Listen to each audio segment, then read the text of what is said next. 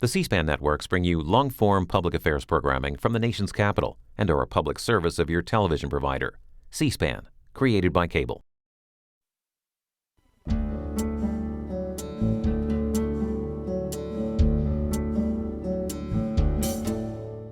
This week on Q&A, author John Taliaferro discusses his newly released biography titled All the Great Prizes, The Life of John Hay from Lincoln to Roosevelt.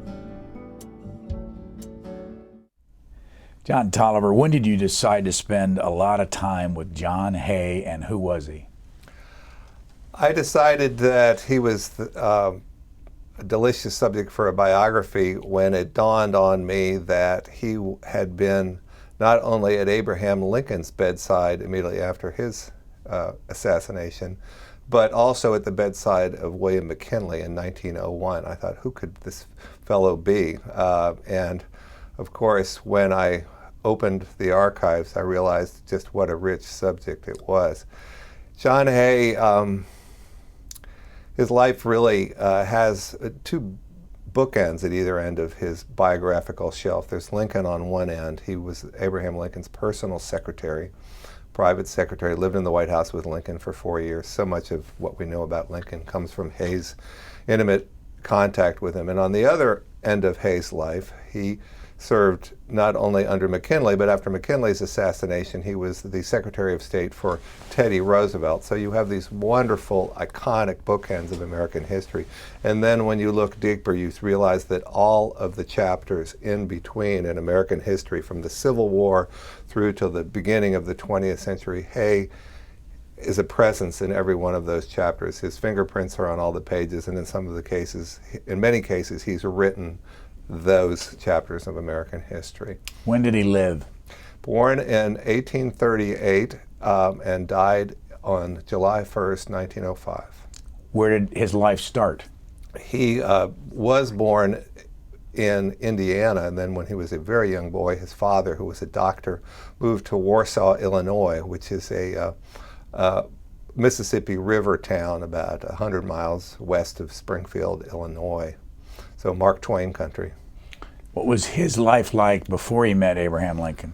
Well, he was a bright young boy. His father was a doctor, and all those around him noted his great intelligence and potential. And he had an uncle, a lawyer, who agreed to send him off to college. At age 16, he went east to Brown University in Providence, and really that transformed him. He was a brilliant student. His professor said he was one of the greatest translators of foreign languages they'd ever met. He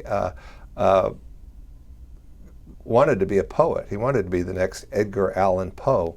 But when he finished college at a young age, I believe it was 19, he went back to Illinois. They weren't hiring poets even back in those days. So his uncle, the one who'd sent him to college, said, well, why don't you come to Springfield and read the law? He did, very reluctantly, John Hay did, and the guy in the next office was this dark horse candidate, this long gangly lawyer who was running for president on something called the Republican ticket. Well, when this man, Abraham Lincoln, not only won his party's nomination, but then won the election, he needed somebody to help write letters. Hay was the gifted writer, came on as the second of the two secretaries, and went off in the spring of 1861 with Lincoln to Washington. Small thing, there's a picture you have in your book of John Hay with a glove only on one hand. Is that something he did all the time? That was a picture that was taken of him when he was becoming sort of a blade in Washington. It was a picture got put on something called a carte de visite to show that, when people didn't send emails to people back then, they would drop by their card and say, I'll be coming to visit. Or that was his calling card, as it were. And John Hay, who had been a country boy from Illinois, all of a sudden became sort of a boulevardier. And when he got to Washington, he really became he saw himself as a very fashionable fellow. The image of him in the Lincoln movie, we could talk about that later. He's dressed very nattily. But there's a picture also of Robert Todd Lincoln at a young age in there. What was their relationship? They almost look a little bit alike. You know, Robert Todd Lincoln was Abraham and Mary Todd Lincoln's eldest son, who went off to boarding school in New Hampshire when Abraham Lincoln was running for president, and then of course was away at Harvard all through the years that Lincoln was in the White House. Hay and Robert had known each other in Springfield and then kept up when Robert would come down from Cambridge to visit the White House. But President Lincoln, for some reason, wasn't really warm. Didn't have a really warm relationship with Robert, the eldest son. Maybe because of the absence, Lincoln being away when he was a circuit lawyer, and because he was campaigning, and then of course Robert being in college. So Hay, who was in the White House, living just a couple rooms away from Lincoln on the second floor of the White House, sort of got taken on as a second son. And his love of literature he shared with Lincoln, their love of poetry. Lincoln would pad down the hall in his nightshirt. Because of Hay, we have the descriptions of Lincoln looking like a stork in the middle of the night. Because of their love of literature, and they really bonded. How old was he again when he went to work in the White House for Abraham Lincoln? So he would have been just shy of 21. And where did he physically live in the White House? The secretary's room was on the northeast corner of the White House. So if you picture the White House looking from Lafayette Square, it would be in the upper left-hand window. The president and his family occupied 7 rooms in the second floor of the White House. This was before the West Wing, and so the offices and all of the affairs of the government, of the administration, were conducted on that floor as well, and there was very little security, so there were always office seekers and messengers running in and out all the time. And who's Nicolay? John George Nicolay was 7 years older than John Hay, also from Illinois and a friend of Hay. He was born in Germany, came to the United States as a young man, and had run a small newspaper in Illinois, and Lincoln brought him on first to be the first private secretary. And when the mail got so voluminous that Nicolay couldn't handle it, he suggested they bring on board Hay. And so Nicolay and Hay came to Washington together on the train with the Lincolns, and they were roommates for 4 years in the White House, and then were great friends and collaborators together, because once Lincoln died, and even before Lincoln died, they had decided that they were going to write a book about Lincoln. And so they started saving string and collecting papers on Lincoln with the idea that they would eventually write a biography of Lincoln. It took them 25 years, and they wrote a 1.5 million word, 10-volume biography. How much of that have you read? Every word. How long did it take you? Well, I was taking notes because I didn't want to have to read it twice. I'll digress on that somewhat. And Nicolay and Hay spent 25 years on writing what would be this benchmark biography of Lincoln, published serially in the Century magazine at first, and then as 10 volumes of book. They always said that we did it together. They didn't publicly acknowledge who wrote which parts. I've discovered in the papers of Nicolay in the Library of Congress, there is a note written and signed by Nicolay's daughter indicating which chapters her father wrote. And therefore, by logic, the other chapters were written by Hay. I read through these 10 volumes. I think it took me a summer, most of a summer, with this memo from Nicolay's daughter besides me, and then Hay's words spring out. Nicolay was not, English wasn't even his first language. Hay was the poet, and with that little matrix guiding me, it's starkly obvious which parts of this biography are written by John Hay, and some of the writing is really elegant, really special. When you think back on those 10 volumes, When were you stopped and said, I can't believe I had just read that? Two instances. Hay took responsibility for writing the first 40 years of Lincoln's life before he went to Washington, and some of the evocative descriptions of life on the frontier and Hay's, of Lincoln's personality are really very, very soulful. They're not, compared to some of the Lincoln stuff today, necessarily revelatory, but they're more in the line of Carl Sandburg. They're very, they're just written almost as elegy to Lincoln. And then Hay wrote most of the battle scenes, the Civil War battle scenes, and just his ability summoning Tennyson or somebody like that. He could nail Pickett's charge in a paragraph, or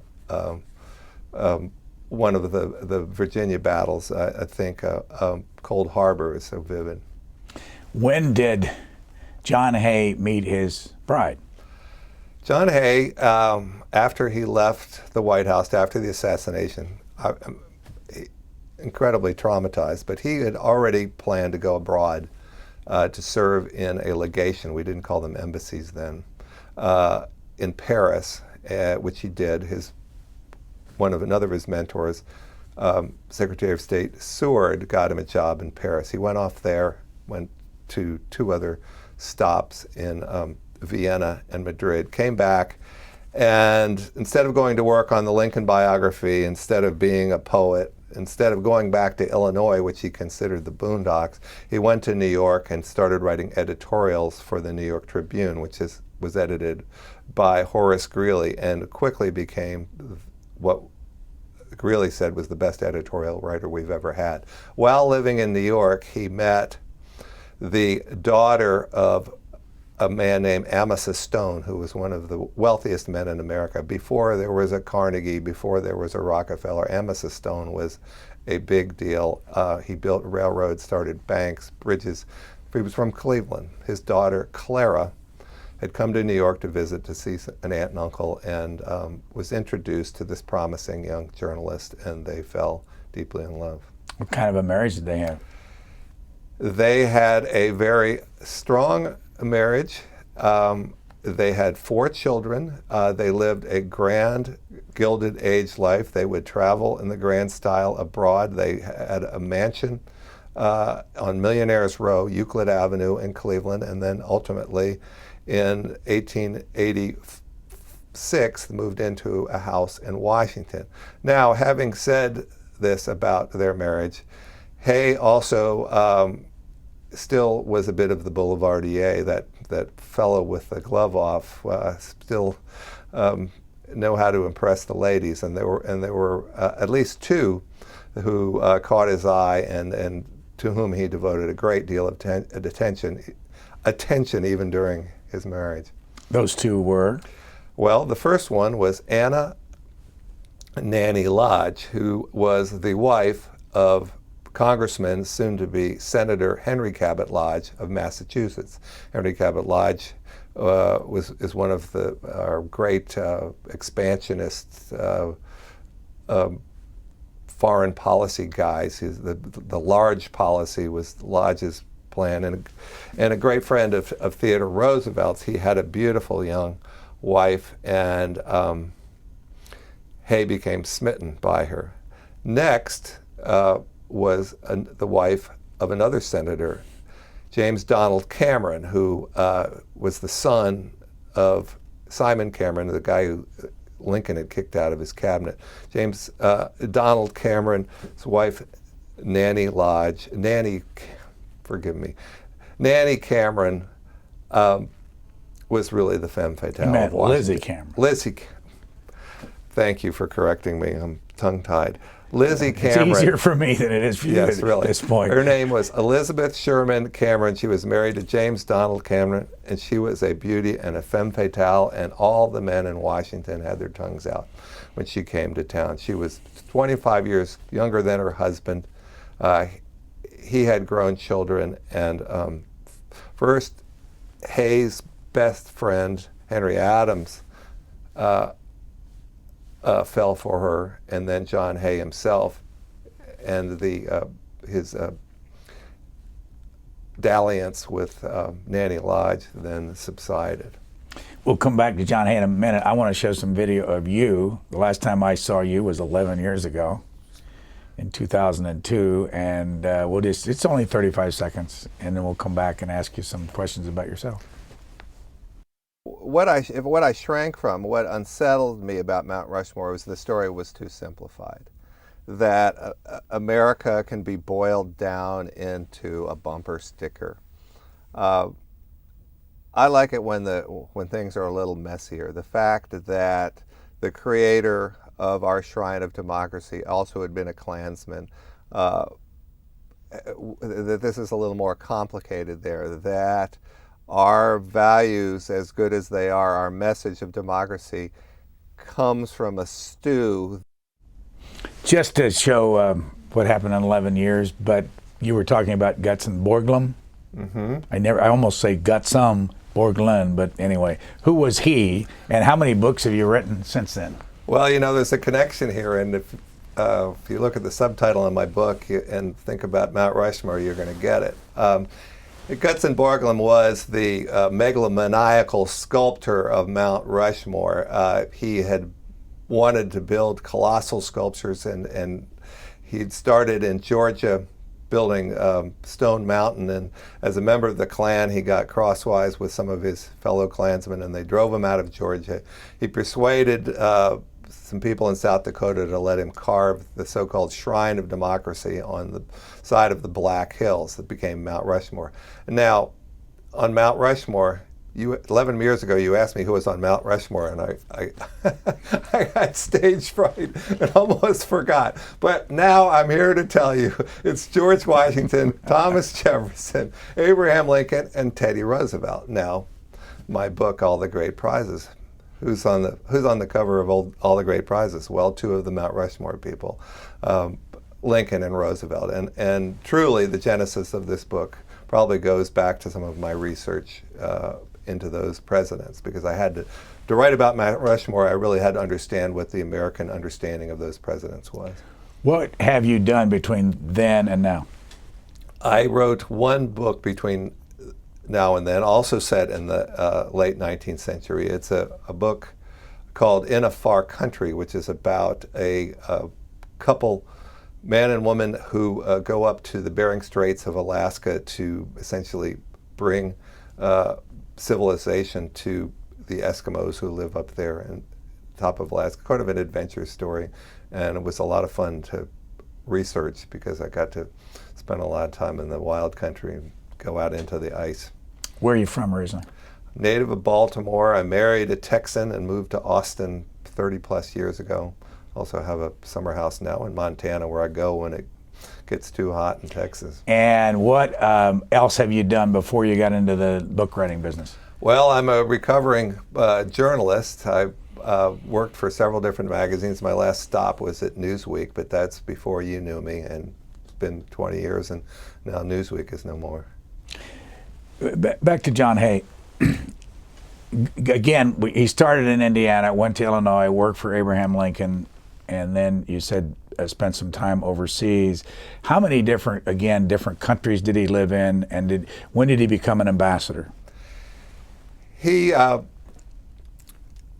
when he went, after the Lincoln presidency, he went first to Paris, then to Vienna, then to Spain. He came back, but in all the years after that, because he was married to this wealthy woman, they traveled, as I said, took the grand tour. They would spend 3, 4, 6 months at a time abroad. They loved England above all else. And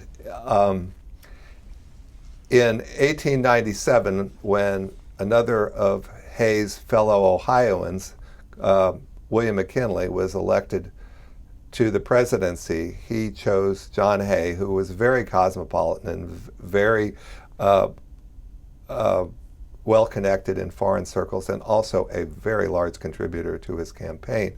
He sent Hay to London as ambassador. The term ambassador was not used officially until 1893 under the second Grover Cleveland administration, so he was the second ambassador to England. And then the Spanish-American War broke out in the spring of 1898.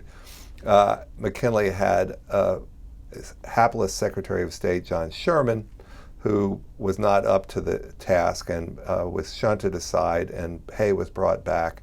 He was General Sherman's brother? Yes, also from Ohio. And Hay was brought back in the fall of 1898 after the war was over to take over the portfolio of state, which was a much larger portfolio because instead of just being the continental United States and Alaska, we now had Cuba, Puerto Rico, Guam, and the Philippines, with a civil war raging in the Philippines. How many years had he spent at the New York Tribune? Oh, I think it was about 3, 4, and he went back again later. And did I count right that he spent 7 years as Secretary of State?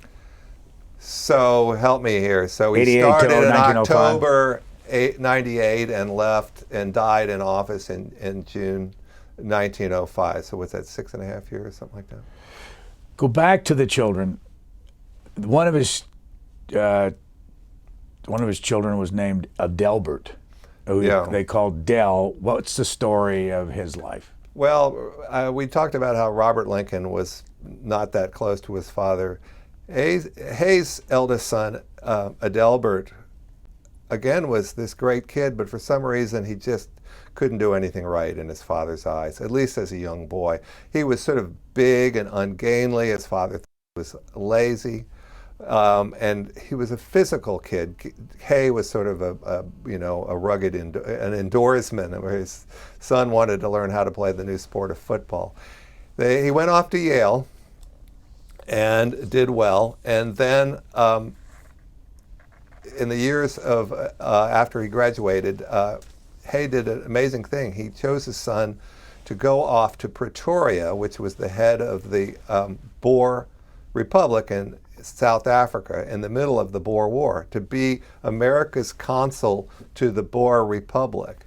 And the boy acquitted himself very well. He grew up on the spot and everybody was very impressed. He came home and President McKinley was,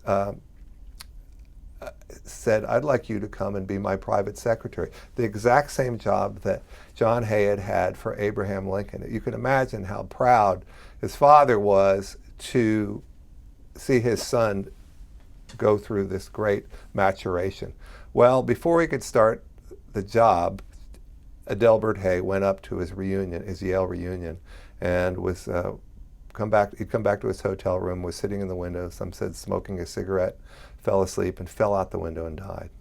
It was an awful year for Hay, 1901. It began with his son dying, then the assassination of McKinley in September, then the death of his writing partner and old friend, John George Nicolay, and then his other best friend, this man named Clarence King. Who was Clarence King? Clarence King was, he was sort of the ideal man in the world of John Hay. He was, he'd gone to Yale. He was an explorer. He'd gone out and as a surveyor and geologist and first to climb many of the mountains in the Sierras. He was the founder of the U.S. Geological Survey. Just this wonderful, handsome, bon vivant whom Hay and Hay's circle all idealized. The guy, but he never really thrived in any way. He'd always run off to start a mining venture and would fail, and he would borrow money, and so he was a very frustrating friend. But so it was very crushing when he died without reaching his full potential. Died of what? tuberculosis. Five of Hearts. Five of Hearts. There was a group of friends in Washington when the Hayes came to Washington. Hay had a short period where he was Assistant Secretary of State under President Rutherford B. Hayes. Henry Adams, his dear friend, had just moved here to start researching his great biographies of the Madison and Jefferson administrations. King had come to start the Geological Survey. That's three, and then Clara was Hayes' wife, and Clover was Henry Adams' wife. That made five. They had tea every afternoon when they were here, and they decided to call themselves the Five of Hearts, which has become almost legendary. Anybody that comes to Washington and goes down to Lafayette Square and sees the White House will be in the middle of Hay country. Explain what you would see and how it relates to John Hay and Henry Adams. Well, as you know, Lafayette Square is that 6-acre square and park on the north side of the White House, and it's lined with townhouses, and everybody and anybody seemed to live on Lafayette Square or in the blocks around it. What we forget today, Washington was a very small place socially, and everybody knew their neighbors, and everybody knew the history of who lived there. And people came and went, as they do in Washington, because people change jobs, and people are in office, and people are out of office. So in 1884, John Hay and Henry Adams began construction on side-by-side houses on the north side of the square. The idea being that the Hays would take 2/3 of the property. They had 4 children. The Adamses, who had none, would take 1/3, and the two best friends would live side by side, looking across to the White House, and really it was ground zero for this social scene in Washington. They knew everybody around them. They're all in and out of each other's house all the time, at dinner parties and on carriage rides and that sort of thing.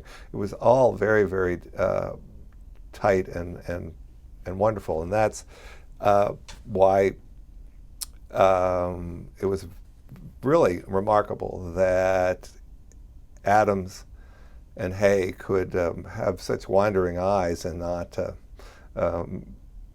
be noticed by all those around them. It's located there now is something called the Hay Adams Hotel. Is that the same building?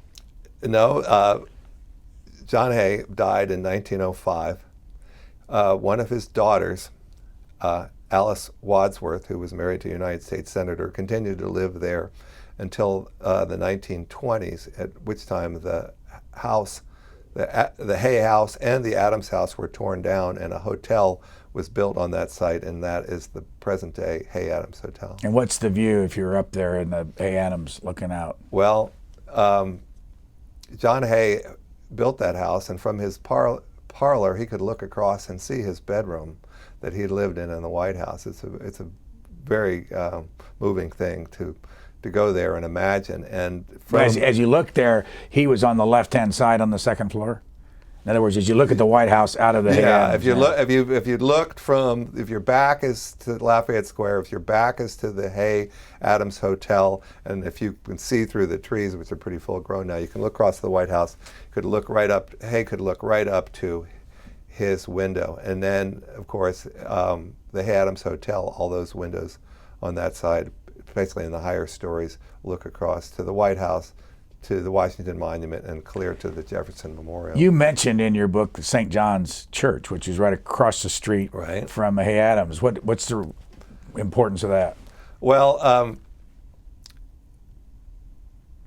Theodore Roosevelt went to church there on Sundays, and after church he got in the habit of walking across the street and coming into Hay's house, and they would sit in Hay's library and talk for 2 or 3 hours. This is the President of the United States and the Secretary of State. I'd mentioned that Lincoln was sort of a father figure to John Hay. Well, Theodore Roosevelt's father had died when he was a very young man, and Hay's son had recently died. And neither Roosevelt or Hay said this out loud, but Hay became almost a father figure to Theodore Roosevelt. And Hay was his Secretary of State. He was the Secretary of State. Yeah. What's the difference in the age? They were exactly 20 years apart. That church is now known as the Church of Presidents. Yeah. In the book, well, let me ask you this about, you read the 10 volumes. Did you read the diary? Hay's diaries? Yeah. Oh my goodness, yeah. How much is there? Some of you always wish for more, and then there are large gaps in it, but it is so genuine, it's so real to have somebody that was living that close to Lincoln making these observations. My big concern with the most daunting aspect of this book was, okay, I'm going to have to write about Lincoln here, and believe me, plenty of people come before me. And if you were staging a play, you allow Lincoln in the room, nobody's going to look at the other actors, all eyes are on Lincoln. So what I had to do, or chose to do, was kill Lincoln off on the first page and bring him back as John Hay's Lincoln. And that way, the reader realizes that so much of the Lincoln we know and recognize, it was given to us by John Hay, mostly from these diaries, some from his letters and from the later biography, but from these little snippets. Remember, John Hay saw himself as a writer, as a poet, he realized that he was a writer in the presence of greatness. So the descriptions of Lincoln on horseback, what Lincoln ate for breakfast, Lincoln's moods, all of this comes from John Hay's diaries. We would like to have so much more, but we are so much, anybody who reads about Lincoln, writes about Lincoln, cares about Lincoln, so fortunate to have had John Hay there making these observations. Can the average person either read those 10 volumes today, and can they read the diary? Well, the 10 volumes you can get, and of course there's a wonderful thing called Google Books. You can look up almost anything online. The diaries have been wonderfully transcribed and by one of the great Lincoln scholars, Michael Burlingame, and are available in paperback. And anybody who loves Lincoln would enjoy reading them. It's not a big chore to get through them, and they're well footnoted. I got this quote from your book by a fellow named David Rankin Barbie, journalist and historian. Hay, this quote, Hay was such an intellectual snob, so superior to everybody, including Jehovah, that you want to puke as you read him. Well, Hay was, he came from humble roots, he came from rural roots, and when he hit the big city, he became a cosmopolitan. He took to gentility. He did live the life of a robber baron, not as a robber baron, but he was very wealthy. He had servants. Where did he get his money? From his wife. It's his wife's money. She was married to the wealthy guy from Cleveland. So, yeah, you can sort of make that sort of pink tea observation about him. Roosevelt thought he wasn't strenuous enough and rugged enough, and he mostly hung out with other intellectuals, Henry Adams, the novelist, Henry James, artists, people like that. So he wasn't a guy who you'd see walking down the street with his sleeves rolled up. So I guess that's an apt description. But you paint a picture of Roosevelt and Hay being close and spending a lot of time together. And then in chapter 17, titled A Reasonable Time, I just want to read back some of the quotes and get you to explain it.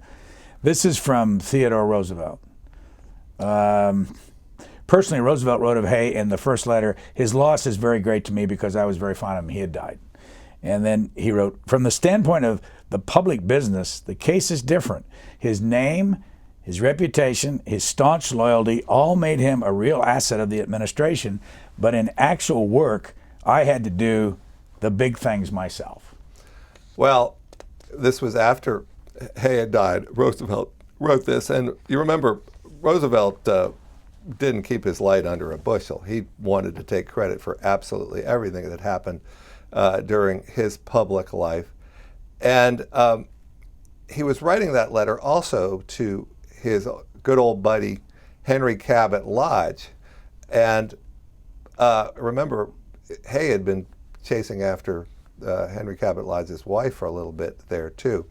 And so I think that's, if you consider Roosevelt writing to Lodge, he's saying, hey, yeah, well, our old buddy John Hay, he was a great man, but just remember, I'm even greater.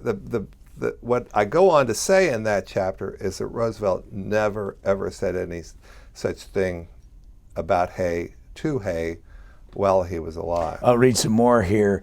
Then while laying more garlands, Roosevelt could not resist crimping a few of the leaves. Quote, he was at best at a dinner table or in a drawing room, and in neither place have I ever seen anyone's best that was better than his, the president allowed. Yet Hay's easy-loving nature, in quotes, and moral timidity also caused him to, quote, shrink from all that was rough in life and therefore from practical affairs. Well, Teddy Roosevelt liked to, practice fighting sticks in the White House. He liked to get up on a frosty morning and get on his horse and gallop through Rock Creek Park.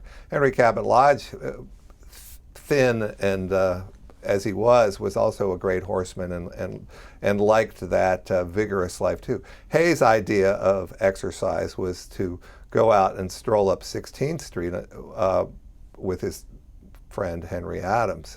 So Theodore Roosevelt had a thing about guys who didn't have calluses on their hands, and Hay never had a callus on his hand.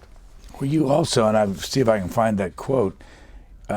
Somebody talked, they criticizing him of talking in an affected manner. What did that mean? Well, first of all, we don't actually know how Hay talked. So there's no audio anywhere? Well, he died in 1905. No, there is none. But he wrote sometimes in a manner that may have seemed affected, but often these letters were to his friends when they were sort of a tongue-in-cheek, droll, sort of mocking, there was sort of a mock snobbiness to their writing tone. I'm not trying to be apologetic or defensive about them, but I think anybody who reads into any of Hay's letters at any length realized that he was one of the great writers of his day. Did Lizzie Cameron, who was the wife of a senator, live on Lafayette Square too? She lived within a stone throw of Hay's door. Remember, her husband was 24 years older and didn't know or didn't care what she did, and she kept Hay and also Henry Adams like 10 tame cats, and they were always around her. But you have quotes in here from Henry Adams to Lizzie Cameron about Roosevelt. This is coming from the other way. The president, he told Lizzie, was, quote, a stupid, blundering, bolting bull calf, unquote. Pretty good description. I mean, I gather he didn't like him. Well, Roosevelt, no small ego there. Adams had a pretty sizable one himself. Roosevelt fancied himself as an historian. Remember, he was writing history. He wrote a history of the 1812 practically before he got out of college. And he was always trying to lecture Adams on history. Adams, who was one of the great historians of his day, couldn't stand it. Now, and Roosevelt, of course, his whole manner, his physicality was like a bull in the china shop. And it just grated on Adams, who was much more of a drawing room prig, if you will. There's some good quotes again from Adams. As usual, Theodore absorbed the conversation, Adams reported to Lizzie. And if he tired me 10 years ago, he crushes me now.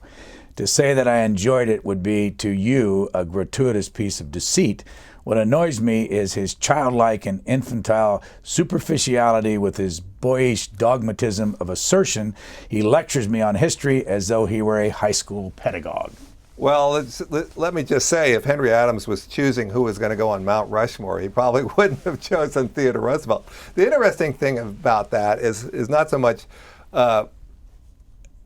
Adams's low opinion of Theodore Roosevelt, is that Adams's best friend, John Hay, also had a close relationship, had a very close relationship and close working relationship with Theodore Roosevelt.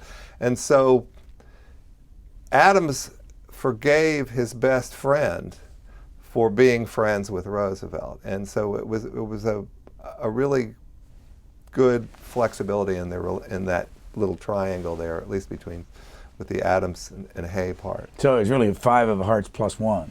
Well, and there's Lizzie Cameron, of 6. The 5 of hearts existed for a very brief moment. I looked through all of the letters and correspondence, and the number of times that the so-called 5 of hearts, the 2 Adamses, the 2 Hays, and Clarence King were in one room together is probably, after the time they called themselves the 5 of hearts, is probably fewer than 10. After Clover Adams committed suicide, which she did at her house on Lafayette Square, right before they were going to move into the new house on Lafayette Square, in December 1885, the 5 of hearts were no longer 5, and it was right after that 2 of those hearts, Hay and Adams, started looking at the other women in Washington, and Clarence King, the 5th, had his own secret life and ultimately married, unbeknownst to all of his other friends, married a black woman in New York. Because of what's going on in our country right now, I want to drop back to page 131 and get you to put this in perspective. It's part of the discussion when John Hay was at the Tribune writing. Mm-hmm. And it's a paragraph I want to read to get your reaction. Reform was the journalistic byword of the day. The Union had been preserved, Andrew Johnson had been purged, and time had come for a fresh start. Newspapers, in their hunger for readership, vied to expose corruption and tout their own virtuosity. The enemy was fraud, graft, quid pro quo, and the spoils system. Rings came in various sizes, all of them unscrupulous: the whiskey ring, the gold ring, the tweed ring. Railroads were crooked, machines rapacious. Boss, in quotes, was a bad name, and an honest politician was someone who, when bought, stayed bought. It was said that Mark Twain and Charles Dudley Warner dubbed the era and their 1873 novel The Gilded Age because to them, gild, in quotes, sounded an awful lot like guilt. Have we improved any these many years later? The journalism or the conduct of our country? I think some of our civil service reform has helped some of that. Getting back to Hay's part of all that, there was this huge letdown, and I'm oversimplifying here, but after Lincoln was assassinated and Andrew Johnson was nearly impeached, and it just was an embarrassment.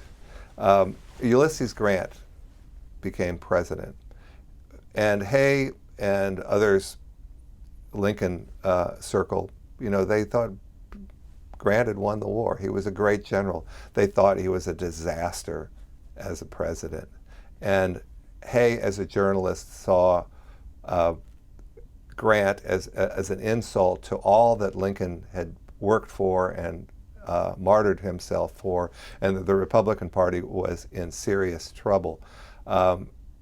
And so it started at the top, all of the flaws he saw in the government. You remember there were a number of scandals in the Grant administration. From his Secretary of War, one of his personal secretaries driven out of office, and Hay, using the pulpit of the so-called Great Moral Organ, the New York Tribune, went after the old general just mercilessly. A couple of numbers from your book that when he was at the Tribune, it had a circulation of 45,000.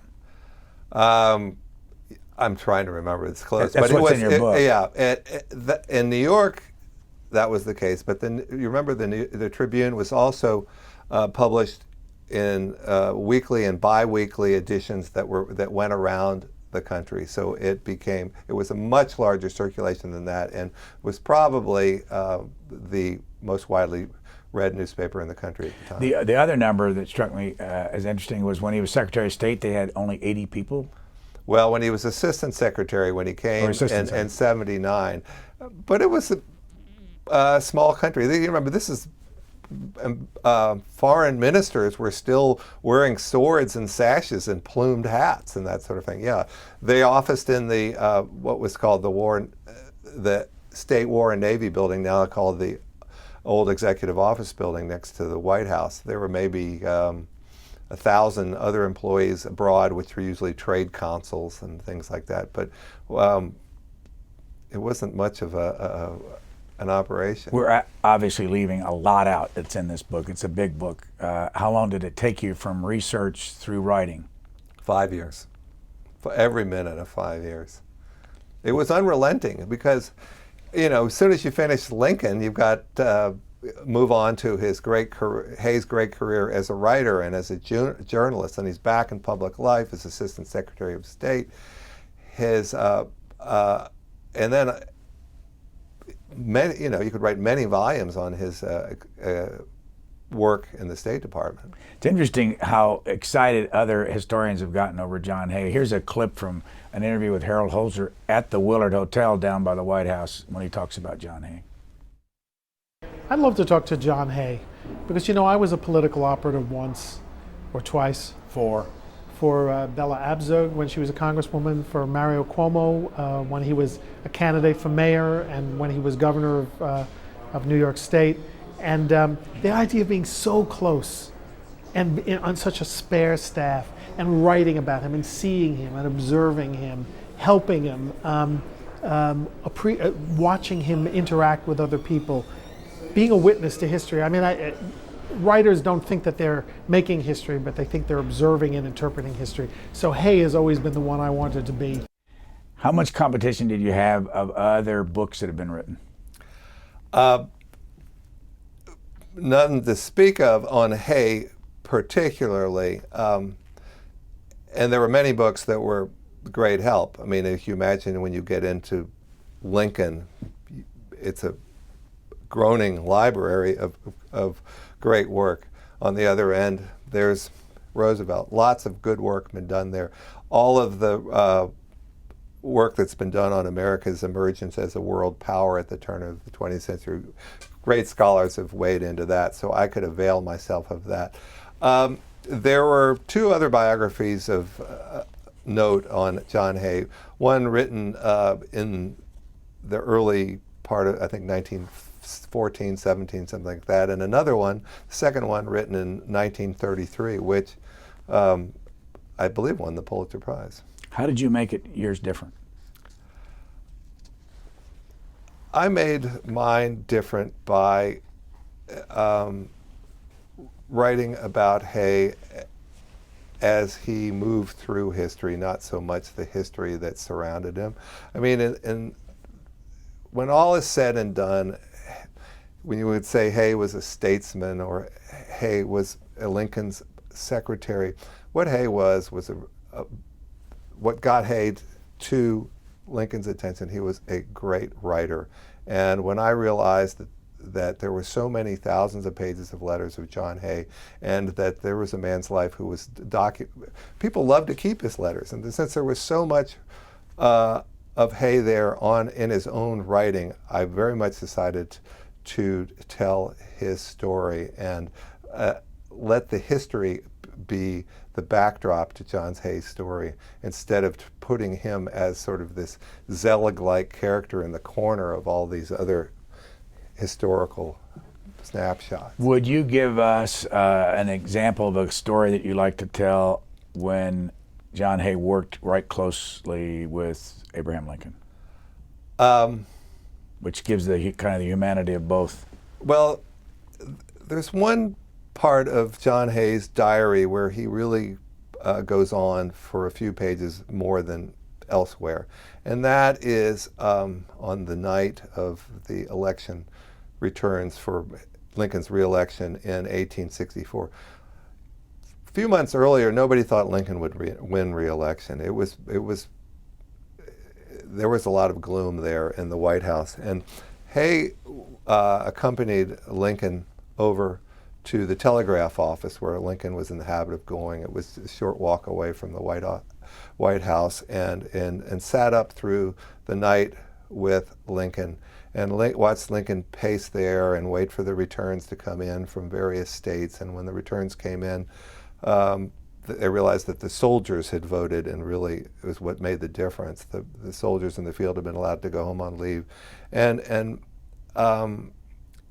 Hay's description of Lincoln being concerned but being calm and keeping all the other people around him at ease by telling old folksy stories is one of the great little moments in political history. We all become familiar with the stories of election night for various presidential candidates. This is one of the first great ones.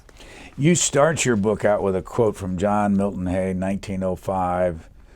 "I know death is the common lot, and what is universal ought not to be deemed a misfortune. And yet, instead of confronting it with dignity and philosophy, I cling instinctively to life and the things of life as eagerly as if I had not had my chance at happiness and gained nearly all the great prizes." Where'd that come from? John Hay essentially wrote his own benediction. In the spring of 1905, he had a bad heart, and his health was very poor. And yet, Theodore Roosevelt, who had been reelected the previous fall and had been inaugurated in March of 1905, said, "Please stay on for as long as you can for another term." Mind you, he'd been with McKinley as Secretary of State. When McKinley had been reelected, he stayed on with McKinley. Roosevelt came on after McKinley's assassination. He stayed on for the rest of that term with Roosevelt. So he was basically headed into his fourth presidential term as Secretary of State. In poor health, he'd gone to Europe to what was the state of the art for treatment of that time, going to the baths in Germany. On the ship home, he knew his health was not any better. And in his diary, just about his final entry in his diary, he wrote that passage, and of course, is where I got the title. Yeah, I want to ask you, and I asked you before we started if you would do this, to read that from page 543. He died, as you told us earlier, on July 1st, 1905, and then you talk about the diary, and it's where he starts with, "I say to myself." Yeah, now wouldn't we all love to have an epitaph like this? And I knew when I read this that this was going to be the title of my book. So this is John Hay's diary. "I say to myself that I should not rebel at the thought of my life ending at this time. I have lived to be old, something I never expected in my youth. I've had many blessings, domestic happiness being the greatest of all. I have lived my life. I've had success beyond all the dreams of my boyhood. My name is printed in the journals of the world without descriptive qualification, which may, I suppose, be called fame. By mere length of service, I shall occupy a modest place in the history of my time. If I were to live several more years, I should probably add nothing to my existing reputation, while I could not reasonably expect any further enjoyment of life, such as falls to the lot of old men in sound health. I know death is the common lot, and what is universal ought not to be deemed a misfortune. And yet, instead of confronting it with dignity and philosophy, I cling to life and the things of life as eagerly as if I had not had my chance at happiness and gained nearly all the great prizes." Isn't that lovely? Is that when you decided to name the book All the Great Prizes? Yeah. At that moment, and when was that?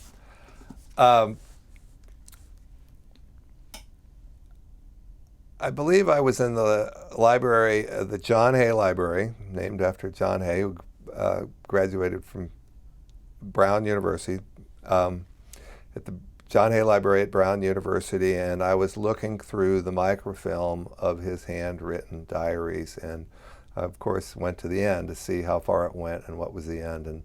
And there in his beautiful, bold handwriting, so distinctive that I could recognize it across the room, was that passage. And the actual diary is at the Brown Library? Yes. Is there any kind of a monument to him in Salem, Indiana, where he was born, or in Warsaw, Illinois, where he lived, or in the Fells, which is the house that he had in New Hampshire? I believe there's something in Salem where he left when he was 3, and I'm not sure what it is. I never went there. In Warsaw, Illinois, there are little silhouettes of him sort of lined up and down Main Street. It's a very charming little town.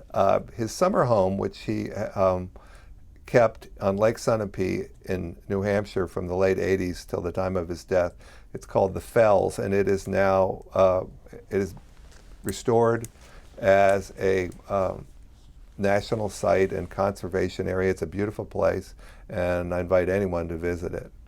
It's one of the great retreats in New England. How long did Clara, his wife, live after he died? What did she live? Another 10 years or so, devoted to her children and her grandchildren. What happened to Henry Adams? Henry Adams lived through the First World War, and he published his great book, The Education of Henry Adams, that we all had to read in school, at the end of his life in a short edition, and I think the book was then published posthumously. What happened to Lizzie Cameron? Lizzie Cameron lived on, she was much younger, so she lived much longer. Forgive me for not having the exact date. She never remarried. She lived most of her life apart from her husband in Paris. She helped along with Edith Wharton, another great figure of the time, in helping with refugees and war relief in the First World War in England. And I'm sure had many other men who had an eye for her too. For those that didn't see the book notes in 2002, I started out by asking you about the name. We've got to go back there again because they've seen your name all through the program. I called you John Taliaferro when we started. It looks like Taliaferro. Explain. Well, it's obviously an anglicized pronunciation. My family ancestors originally came from Italy, but they got to this country very early into Virginia, into the 1600s, and I'm sure that the pronunciation got stepped on for many years. My father always used to say it means Eisenhower in Italian. How often do people call you John Taliaferro? Whenever I'm making a reservation and I say, what the hell, I'll say Taliaferro, the person on the other end of the line said, oh, my second grade teacher was named Sharon Tolliver, and so you're damned if you do, damned if you don't. What's next for you? I'm got few ideas, and I haven't settled on one, and I don't want to jinx them. Another book?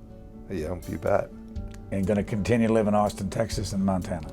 It's a great life. The name of the book we've been talking about is All the Great Prizes, The Life of John Hay, From Lincoln to Roosevelt. Our guest has been John Taliaferro. We thank you very much. Thank you.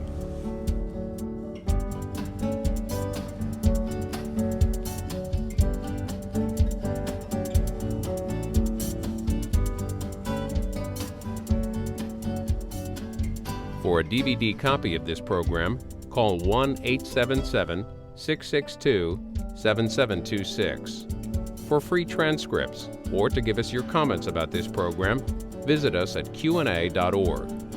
Q&A programs are also available as C-SPAN podcasts.